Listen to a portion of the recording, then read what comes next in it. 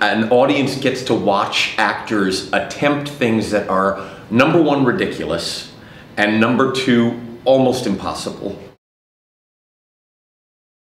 In 39 Steps, there is one scene where there are 7 characters on stage and only 3 actors on stage. No one ever leaves the stage, so 3 actors are attempting to play 7 characters without anybody ever leaving the stage.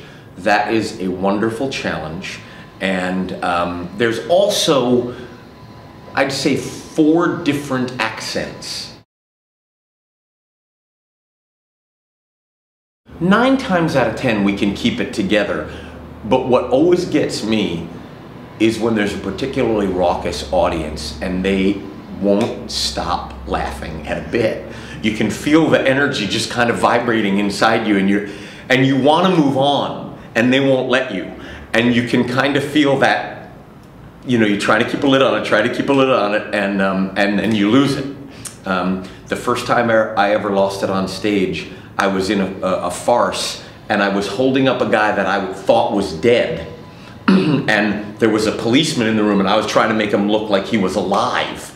And the audience found something that we were doing so funny that the dead guy started laughing, and I lost it. And I had never broke on stage before, and it was easily the most terrifying and most elating moment I've ever had on stage. So when those moments happen, you have to embrace them, but you can't search for them. They just happen. I am not very feminine, so when I attempt to do it, play a woman, I come out and usually the audience cracks up just because of the costume, and there's a danger there.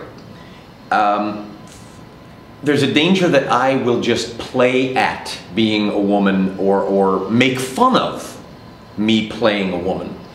And the thing that I try to always remain anchored to is that Mrs. McGarrigle has a great heart. And I will let you in on a little bit of an actor's secret. I pick somebody very near and dear to me that I try to not imitate, but I put the thought, the heart of Priscilla Lindsay inside me every time I go on stage as Mrs. McGarrigle. Now, what that does not mean when you come to the theater you're going to see me doing an imitation of Priscilla. No way. Mrs. McGarrigle is not like her at all, except that she's a very caring woman. I would love to see Priscilla play Mrs. McGarrigle.